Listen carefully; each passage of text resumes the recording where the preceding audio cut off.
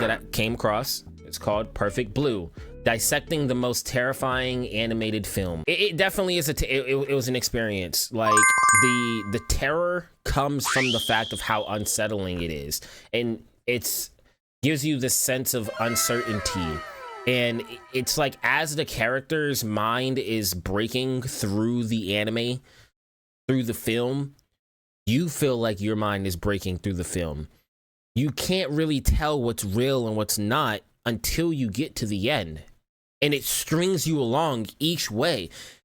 And the way that is directed is it shows you the life of what it feels like to be an up and coming or kind of already popping female like icon, an influencer of sorts.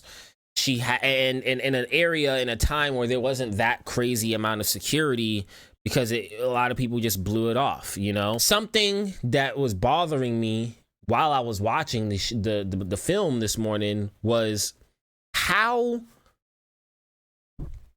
so many people just kept putting it off. She would raise a concern and they was just putting it off. It's gonna be really hard to make a bad video based on this film.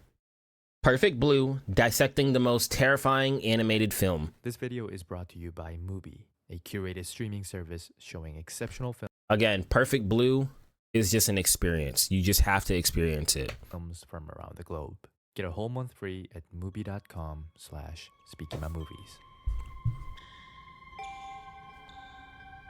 Yeah. There's this one sequence from a 90s Japanese animation that to this day makes my blood curdle. Just bro, in the soundtrack of this, I don't know how many of you out there has actually watched this, because again, it's like 93, 94 anime. Now I'm 25. I went, like I said, this morning, I was scrolling, I seen this pop up on my feed, and I was like, I'm gonna deep dive, do a deep search, find out so many of these animes were like banned because of the gruesome nature or the psychological pull and tug that they had on the economy at the time, and people just wasn't able to handle it, so they heavily just kind of restricted access to getting them. Now, there are home DVDs of this. I actually really want to go out and buy one now after watching this film this morning, just to have as like a time keep.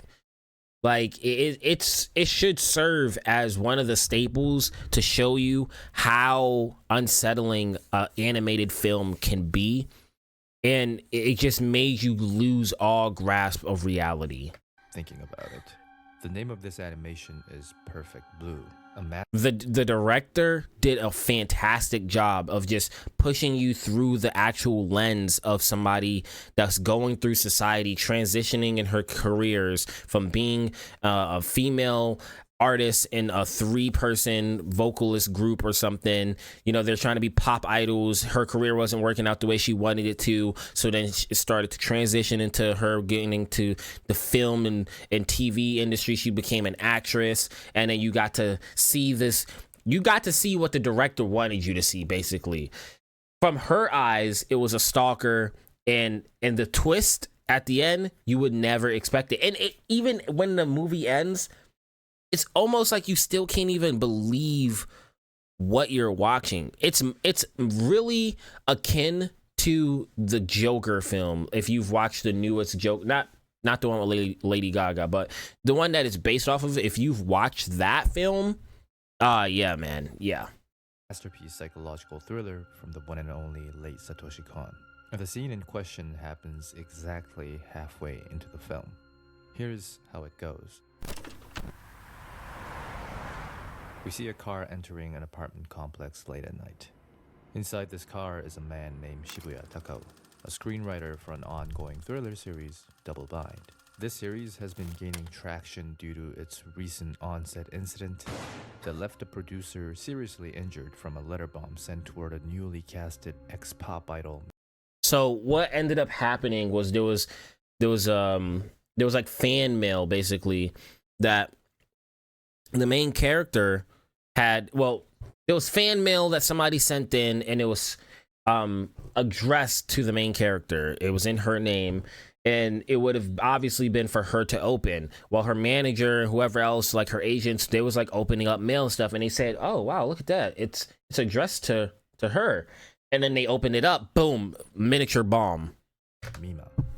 Despite this history and the intimidating sight before him, And mind you that before then, she was already starting to get creeped out because there was somebody that was making a website, and this person was posting things consistently, making her feel like she was being watched. Like the literal website was called Her Room. Like it was her name in the room. Within the website, it was like this other stalker like person was mimicking who she was and telling them about her life and how she felt pressured to go into this next role in her life, and she didn't want to stop being an artist, and she didn't want to stop doing this, and everybody is doing this thing or that thing to her. It's like there's so many things that continued to kind of like get weighed on her mind. She was starting to like crack a little bit by this point, and this was still really early in the film. But that's the weight and the gravity of what I'm saying. It's like from the beginning, they basically let you know something's not right with her. It's like it's really pressurized paranoia. Like she didn't have much control of her mental state because she was like just worried about things. And when she tried to talk to people and tell them about it, they was just like, it's probably nothing. You know, people make websites all the time. And it was during the time where the internet was just starting to get popping. There was literally a scene in the movie where she's setting up a computer. Like that's how early internet age is. So you can, with that context, you can definitely see how she doesn't have a lot of security. There's people are just thinking like, it's whatever, it's commonplace. I guess it's the new internet shit. So what? Somebody has a website in your name and your room, but it's just weird the fact that they was detailing everything from like how her whole morning routine was detailed, basically from her stepping off of a train, from her which foot she normally does. Like it's like people were watching her consistently. It's like somebody was literally obsessed, and you can tell. Takao nonchalantly rips away the paper, thinking it's just a silly joke. But right then, something catches his attention. A distant sound of music. The shot gently pans across the empty parking lot, clarifying its vacancy while perverting the upbeat music into a menace. Attempting to shake off the fear, Takao yells at the unknown. Unsettling, and there was actually a killer as well. No answer except his own echo. Even the faint music disappears for a brief second, amping the horror of surveillance, that someone is hiding in the shadows, watching his every move. The startling prospect prompts Takao to anxiously... That's how it was the entire time, by the way, where it felt like there was somebody in the shadows watching. And then again, the way that the director, Satoshi, was able to just shape the scenes, he let you see what he wanted you to see, basically. The certain angles, there was certain tropes where you see from the quote-unquote stalker's viewpoint. There was like certain scenes where it would show who you would believe the stalker to be. Like, again, I just, the twist is so good, I don't want to ruin it. Press the elevator button. If the video ruins it, it's whatever. The music resumes, now in the form of a clear threat. Takao panics and looks back in horror, and before anyone can process who or what,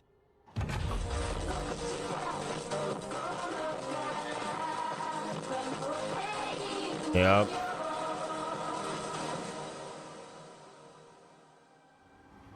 Boom. And then he gets brought back up into the elevator that way. So basically what happened was his eyes were completely gouged out of his freaking head. Face bloody. It's gruesome. The scariest part about this reveal isn't the lack of elaboration or the unexpected brutality. It's the music, which is still playing from a distance. From the beginning, the music is barely audible. It only lurks in the background, masking its origin and obscuring its... What's even creepier about this scene is when he calls out and he's like, "Daraga," like he's asking is if anybody is there. The music stops momentarily. So that lets you know the killer is close. He ignores it. It's whatever. Pushes the button, as you've seen. Here's the music again. Intentions. The overly bright progression of the song heightens the unease when contrasted against the dark and monotonic setting, and the clash between the rapid and almost violent drum beat and the comparably stagnant So that's the main character right here. And energy of the parking in the lot middle adds a sense of restlessness. Naturally, the timely disappearance of the music only emphasizes its presence to the audience and makes the neutral panning shot seem hostile, as if reflecting. Right. So when it pans over here, I was like, oh, killer gotta be somewhere near. Naturally, the timely disappearance of the music only emphasizes its presence to the audience and makes the neutral panning shot seem hostile, as if reflecting the perspective of the culprit. While the majority of the sequence is static or minimal in movement, there is one instance before the big revelation where the camera makes a dramatic pan to capture Takao head-on. Being the first use of a dynamic three-dimensional movement, this shot instinctively communicates significance and portends a vigorous conclusion to the audience. After So all, placing good. The character away from the entrance and toward the camera generally signals a setup, in this case of the killer's appearance from the Behind. From behind. The film doesn't reveal the killer. It's like everything you expected to be predictable wasn't. There was so many twists in this. Well, are paralyzed, baffled by the unexpected turn of events. But there's something even stranger about this climax. The pinnacle of the scene is timed to be the shot of the radio, not the audio that plays seconds before. Even at face value, this makes a little sense. Why would it be the visual follow-up that scares when there was already an auditory cue with the opening of the elevator door? How did the film time its punchline to the image instead of the sound? This goes back to the mentioned use of misdirection. Every cut, every movement, and every beat you see in this sequence is there to form a certain expectation, precisely that the killer will show up. So when the film turns the whole setup on its head, you're prevented from fathoming the situation with confidence. Despite hearing what Takao sees, the preconceived belief, sudden increase in volume, its distorted quality, and the abrupt visual transition temporarily freeze you and keep you wondering. The revelation of My the video goodness. as a result becomes the most horrifying shot. The OST, what's playing right now in the background is the actual OST of the entire sequence. It is loud, the movie. imposing, and static. In fact, it's the longest static shot of the sequence, counting exactly 168 frames. For a full 7 seconds, the audience is stuck, blocked from turning around and looking for the missing source of true terror, the person who placed the radio in the elevator. This image, while being a revelatory shot, is simultaneously a source of yet another fear and a problem. And the thing about it is you still think in your head, how did that even get there, right? Even when you figure out who the killer is, you're going back in the film just thinking, okay, he's waiting from the fifth floor. Somebody would have had to put the radio in to be somewhere close, unless there was two killers, unless they were working together. But there's only one killer as far as what I caught watching it this morning. So it still makes you sit there and wonder, and makes you think, how did the killer get down to the garage area so quickly? And how did they maybe get up somewhere so quickly to be able to place it there? Because the music was playing before he got there. So it shows that, like, okay, maybe he was already being stalked. Like, excuse me, like maybe he was already like timed. That's what I thought. When I first watched it, I was like, oh, the killer obviously has been watching everybody that's even remotely associated with the main character. So the killer knows their time of when their meetings are, knows the time of when they get home, and blah, blah, blah, blah. Like, they've been doing this for a while. especially since you're led on to believe that, because what he didn't say is the shot right before this shot is one of those like pinboard type scenes, you could say, where it shows the would-be stalker inside of his room, or their room rather, with a bunch of pictures of the main character writing things and hallucinating something, and then this is the next shot. So it's like, okay, so he's taking note of things. That's what I was thinking.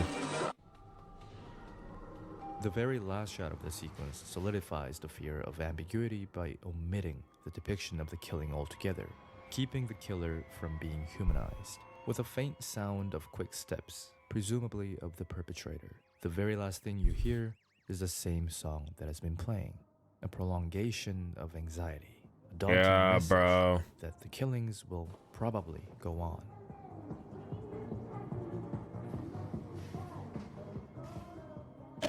But the sequence itself is only half the story. Every scene prior to this incident is carefully built, chosen, and interconnected to lead the audience to this very moment. In other words, more than the what of the scenes, it is the how of the lead-up that holds the key to understanding this sequence and the That's what I was just saying. The lead-up makes it that much more impactful.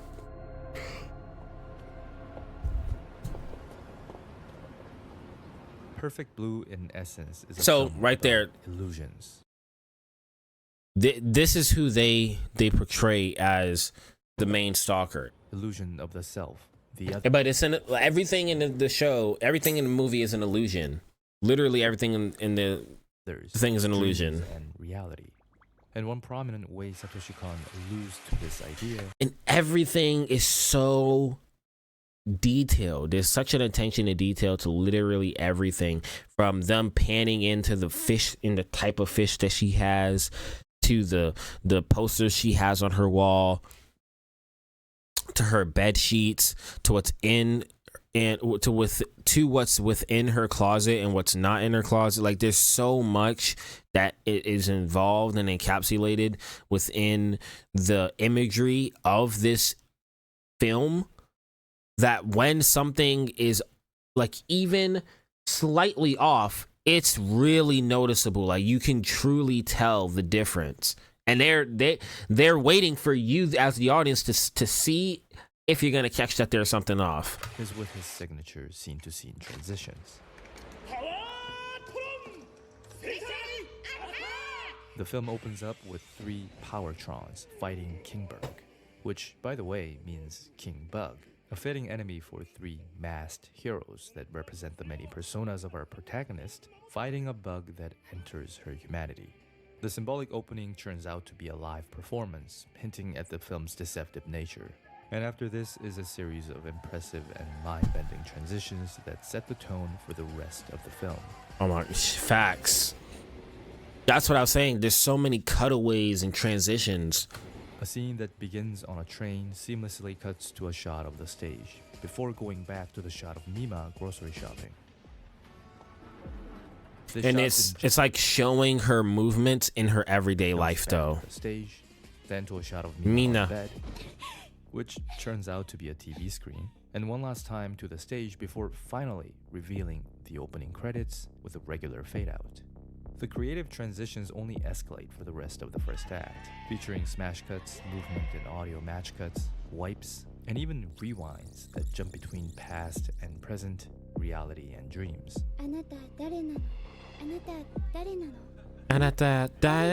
The confusing editing style is a suitable choice that both effectively communicates the backstory of our leading character. This is like editing heaven, bro. I was watching this thinking, wow, the amount of time I would love to have just spent editing that. And her slowly degrading mental state as she copes with her new career path. With over 20 unique transitions within the span of 40. There is there's a explicit scene in the movie where because again she's transitioning into the film industry, and they want her to film a nude type of a scene of her being harass sexually, and it's like inside this party or like bar scene and everything, and she really didn't want to do it, but she's like, I've got to get my foot in the door in the film industry. So there's a lot of underlying tones outside of just the creepy shit that goes on in the film in itself. Minutes, the film drags the audience into Mima's world, forcing them to share the doubt, the trauma, and the debilitating sense of isolation. And it's when the exhausting emotional journey reaches its peak that the film and you don't ever see her like going out and like having a real social life either. Strikes the audience with this haunting sequence. With our and Mima's unreliable perception of the world, the killing only increases the already draining aura of self-doubt and pressures the question of what if? What if we are the killers?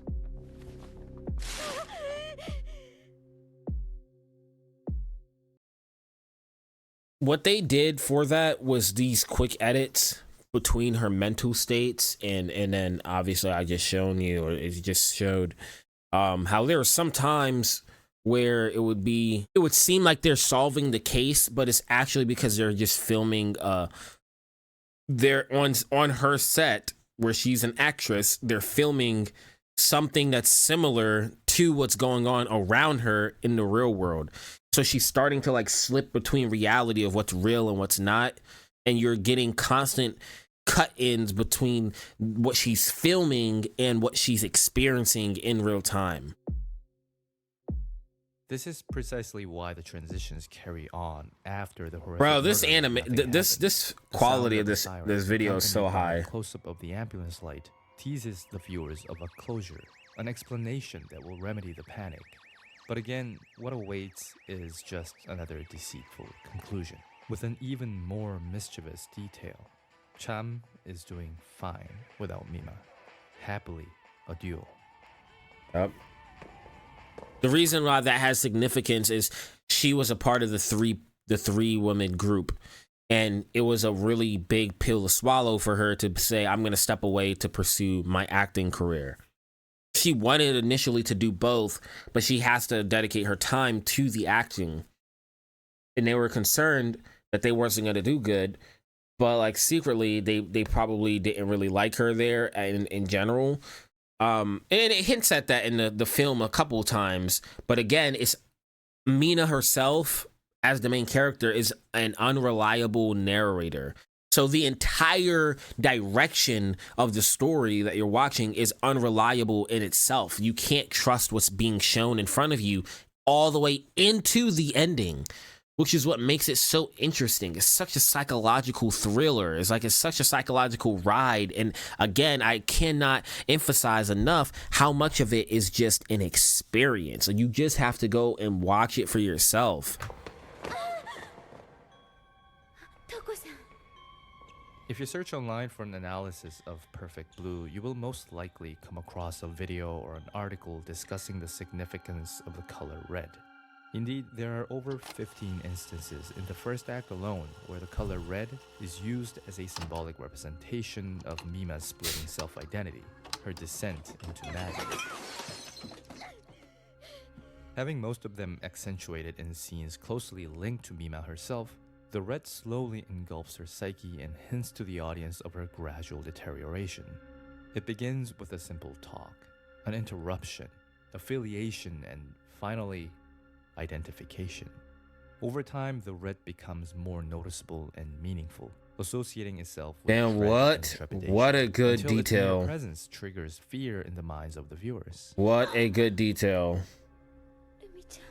The What highest a buildup good is detail. The mysterious scene of the first murder, where it's culminating. I didn't even notice that, like, screen obviously I noticed the red, but it's like even much, I love that. Vivid tint of red feature thus far.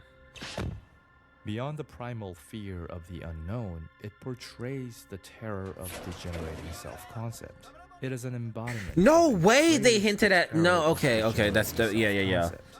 It is an embodiment of insanity. Never mind. What remains of Mima is but a ghost of her former self. She is no more. And by the end of it, neither is Takao.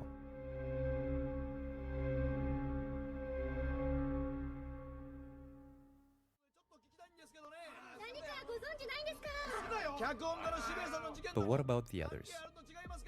How many lives are taken by the end? It's easy to miss, but like the colors and the transitions, the killings too progressively become more explicit. At first, it's only an inkling, a passing shot of a newspaper article. Then it's a sound, the motivation behind the killer. By the time you see the photographer sitting alone in his living room, you know something horrible is about to happen. But not to this extent.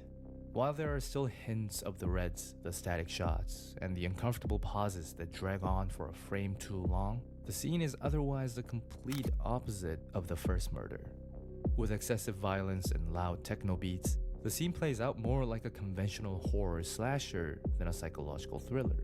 It is, yeah. It works, because Perfect Blue was never about the violence, up until this point, nearly an hour into its 81-minute runtime. And this number is no coincidence. The reason why this scene takes place 2/3 of the way into the film is because it is supposed to mark the start of the film's denouement, where everything that was once hidden unveils itself.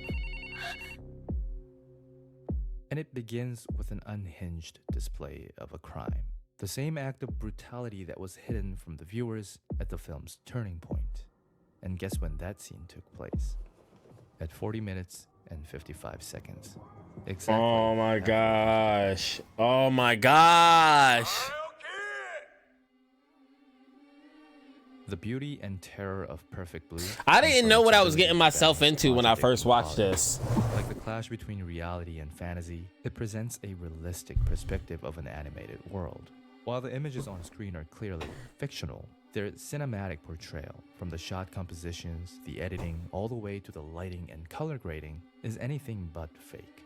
The expressive transitions and absurd movements therefore do not come across as a showcase of the limitless possibilities of an animation, but as an illustration of the crumbling mind of an individual. That cell animation, By the man. time Mima questions her reality, you are expected to be asking the same thing. Oh my gosh, dude. And the fact that at this point in the show, or this point in the film, what they would do is she would live through like an encounter or some sort, and then there was no resolution to it. It's just hard cuts. She's waking up, and they did that like 4 times in a row, back to back. Experiences something, boom, hard cuts. So you're like, was it dreaming? Did she experience that? Wait, she just said that this other person, she hasn't seen them in a while. But then the person responded, was like, I was just here yesterday. She said, that's what this scene is right here. Wait, is that even real? Yesterday? Was that real? And like how Mima is left unsure about the chronology and validity of select memories, you share that sentiment as well, unable to spell out the path you took along the way. Perfect Blue is a reflection, a mirror of your own state of mind. In this sense, Perfect Blue's intrinsic terror has little to do with the defiance of logic. It is about the deep-rooted awareness, the unconscious realization of the forgotten, the possible, and the repressed.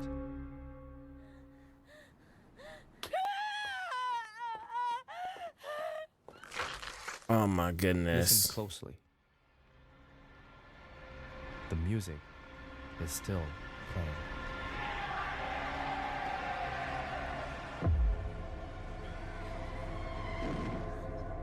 What's crazy even more so is even like within the film itself, a part of the one of the shots that they did was this interrogation room, and it was for the film that they was filming within the movie. Like, again, because she's an actress now, and there's a line that one of the detectives in the film that they were creating says, and they're like, oh, she really believes she's these 2-3 different people. So it's really possible that you're watching somebody just outside of just losing sanity, that you're watching a killer as well, because she can't remember. She doesn't even know. Like, she has dissociative identity disorder, like to the freaking max, bro. She's hanging on by the brim. Oh man, what a freaking fantastic video. What a fantastic film. Hello everyone, thanks so much for watching. I love animated films just as much as I love live. I gotta action find another Perfect one. Blue is just one of many examples that. So without further ado, please welcome to our stage, Cam!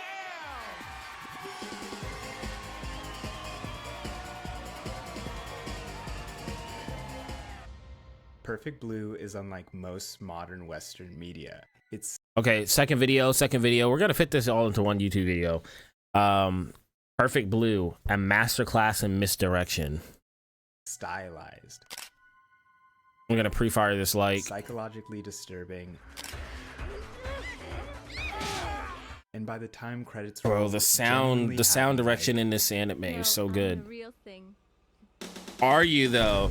That was literally the end of the film, and you're just like, are you? You serious? The closest thing I can even think of to compare it to is something like Black Mirror, just because of how twisted that show can be as well. But what I think sets Perfect Blue apart is how it never holds your hand. Just when you think you know what's happening, it switches up on you constantly. It has you question reality and doesn't care if you're left utterly confused like I was, and is a masterclass in misdirection. But I'm getting a little ahead of myself. Before we begin, if you like my content, please like and subscribe, as it really helps the channel grow so I can continue making more videos. Definitely. Now, back to the video. I can't do this. Mika. I highly recommend you watch this for yourself, but for the ones who don't know, here's a quick rundown. Perfect Blue is a psychological thriller following protagonist Mima, who is a former J-pop idol transitioning into becoming an actress. During this transition, a stalker takes note of Mima's change in her public persona and is determined to go to any length to restore Mima's innocence. All the while, Mima suffers with psychosis, particularly struggling to distinguish between reality and showbiz. That is so well worded, because again, you're put in the position of like, what's real? Is it real?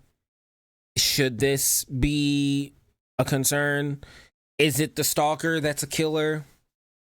It's like you don't really know. Now, once again, that's just the quick and dirty of it. I don't want to give a one-for-one breakdown here, but I will get into spoilers from here on out and talk as if you've already seen the movie. So if you haven't watched Yeah, it do yet, that for me. you've been warned. I think one of Perfect Blue's greatest strengths, as it intentionally misguides the audience, is that there's many tricks happening all at once, all of which are completely believable and I think are even valid ways of interpreting the story, which is probably why there's so many fan theories and ending explained videos. First though, let's begin with Mima and her stalker, because that's what most of the conflict is built upon. Both Mima and the stalker seem to suffer with delusions, as they both see the other Mima, as well as Mima not being able to distinguish between reality and the show she's in. Oh, I'm sorry. Oh, I absolutely love how they layered so much of the quote unquote psychosis, because that was another thing with those quick cutaways. It was just like, okay, she's stuck here.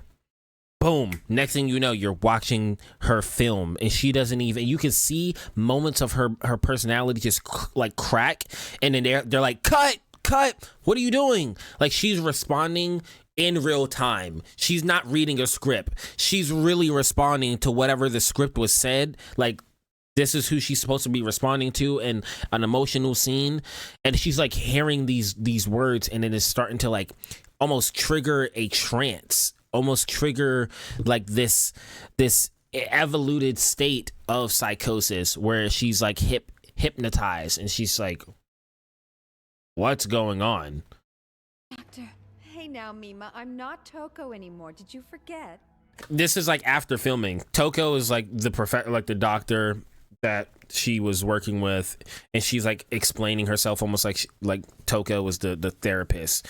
So within the show she was filming, she had a therapist and somebody that she was able to talk to, and she was giving her good advice only due to the script, and she was trying to apply that to her real life at times as well.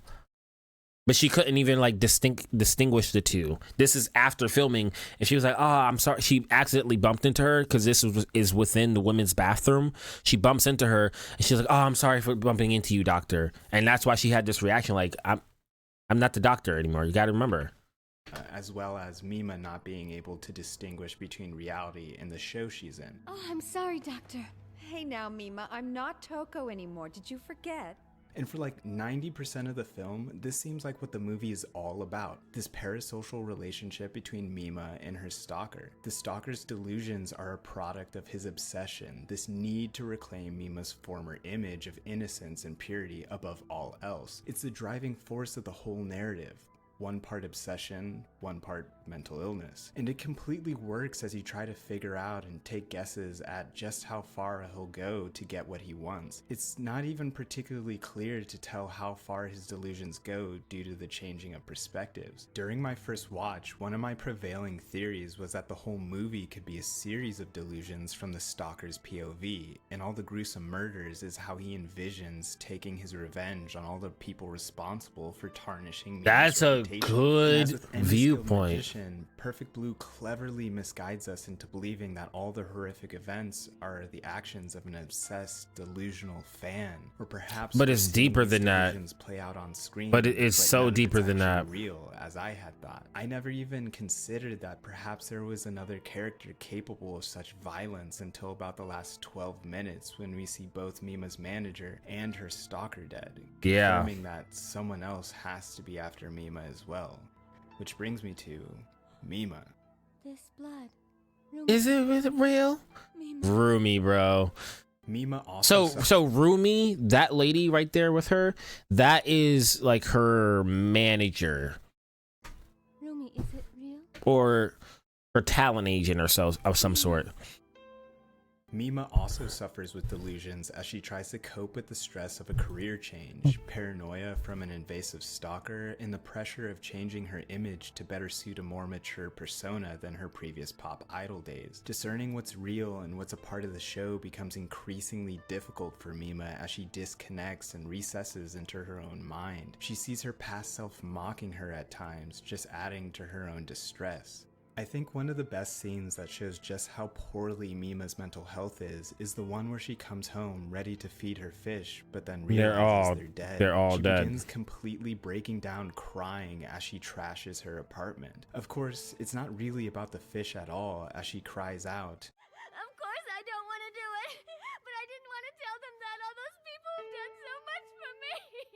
And I don't know if y'all remember me saying a little bit earlier in this video, what she's speaking about here is the fact that she had to film a grape scene. I'll say it that way. You know, just replace the G, right? She had to film one of those, and she didn't really want to do that for the show or the movie that she was filming, but she felt obligated to, because they got her these positions. They're helping her transition out of the music industry, since that's not really working out, and she's feeling the pressure of how the trio is doing better as a duo, and they actually charted. There was like top 85 or something. You know how there's like the top 100 billboards charts and stuff. There was something like that, and she was like, wow, when I was on it, we wasn't even charting. But they've released a new song while she's in production, filming and stuff over the course of the movie, and it charted 85, and they was trying to celebrate. They kind of started their own little podcast, which is crazy that they were already hinting at that type of stuff even back then. So she's like feeling the pressure of everything. It's like she can't go back and like be a pop singer, because if she does, then it's potential that it's going to tank again. Or, you know, again, they hinted at multiple times from an unreliable narrator, being Mima herself, that the people that she was in this group with don't really even like her, and they're talking bad about her. So at this point in the actual movie, in the film itself, you're feeling the weight of all of the decisions and all of the layered, textured mind fucking that was going on. And once again, Mima's tormented by delusions of her past self. It's a truly tragic scene and plays into a bigger idea that maybe much of what's happening isn't real at all, and is instead hallucinations brought on by Mima's crumbling mental state. It's sad. This scene, remember when I said there was a scene where they keep on kind of replaying this, hard cuts into her just waking up This is what I was talking about. Is instead hallucinations brought on by Mima's crumbling mental state. It's sad and depressing, but a scenario that seems completely plausible throughout the movie. At one point, I was completely convinced that Mima suffers from dissociative identity disorder, DID for short, up until the movie outright addresses that possibility with a fake-out scene with Mima being diagnosed. But it's revealed to be a part of the show, and she's just playing her role. But not only... Yeah, a part of the show that she's like actually filming for as the actress. Does Perfect Blue put you in Mima's shoes, feeling just as confused and distressed as she does because you too can't discern what's actually happening or not. But it also draws so much attention to Mima's mental health and her crazed stalker that you never guess the twist on your first watch. But you don't even know if the twist is real. Rumi being an antagonist is probably the greatest trick Perfect Blue pulls off out of them all. Oh my gosh, so true. Is focused on Mima and her stalker that everyone else just feels like the supporting cast. I went into this movie knowing that it was way ahead of its time as it portrayed a I didn't. I went into this movie, bro. I went into this movie just thinking to myself, people said it was banned. It was psychologically hard on people at the time. And it was supposed to be a really good movie. That's the only thing I knew about it. I went to that shit this morning, watched it. I was like, oh yeah, bro, I'm sparking stream. We're talking about this. That's all I knew. That's all I knew. Perfect Blue puts you in Mima's shoes. I had zero Rumi context. Being an antagonist is probably the greatest trick Perfect Blue pulls off out of them all. So much of this movie is focused on Mima and her stalker that everyone else just feels like the supporting cast. I went into this movie knowing that it was way ahead of its time. I've got to do a second rewatch. Like tonight, I got to do a second watch of this movie with the new perspective that I've watched everything here. Portrayed a parasocial relationship and internet stalking years before social media would take off. And that was very obvious from the story, and I can understand why people still talk about that aspect in regards to Perfect Blue today. But what I considering that it literally is a scene of her setting up her desktop for the first time. Yeah. Way ahead of its time. What feels much less talked about is the misdirection of Rumi being the actual villain. Rumi isn't even a character I feel needed a mention in the synopsis at the beginning of this video because her overall importance to the plot is almost immeasurable until the very end. Perfect Blue... Even throughout the entire... Like literally even through the entirety of the interaction when you find out Rumi... Potentially, because everything is still a mind fuck... is the main big bad, and she's the one that's actually out here you know, doing these murders and obsessed with things. You're still seeing it from Mina's perspective of another version of her. Seems like it's challenging you to consider so many different concepts and ideas around mental health and parasocial relationships that you never even suspect Rumi. The best kind of twists are the ones you never see coming because it feels so obvious that everything is going one way, but suddenly it's going another. This is so perfect. I love how it shows Rumi running in the mirror, but what Mina is able to see is just another version of her trying to kill her. So they're both suffering at the same time. Obvious that everything is going one way, but suddenly it's going another. Perfect Blue doesn't feel like a mystery. Sure, I was questioning what was really happening throughout, but I never even thought to question if there could be anyone other than the stalker after Mima. I think it's still unclear as to just how much blood Rumi has on her hands and how much was the stalker, but the fact that there's room for debate here proves just how well Perfect Blue can challenge its it could have been both, but leaving just enough it could have been both interpretation. And that's why I think Perfect Blue is a masterclass in misdirection.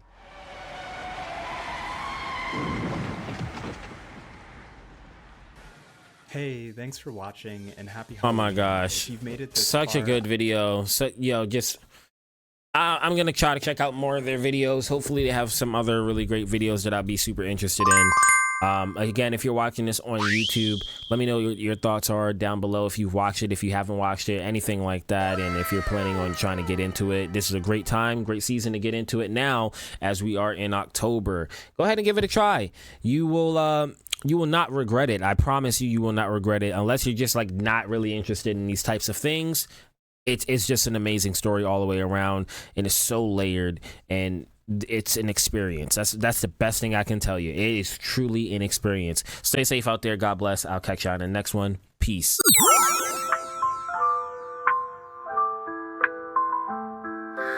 Lights down low, but spirits so high. Game controller in hand, ready to fly. The night's a playground where time stands still. In this cozy nook, let's get our thrill. Pencil shining bright in the midnight glow. Leveling up in a world we know. Laughing together as the hours drift by in this gaming sanctuary.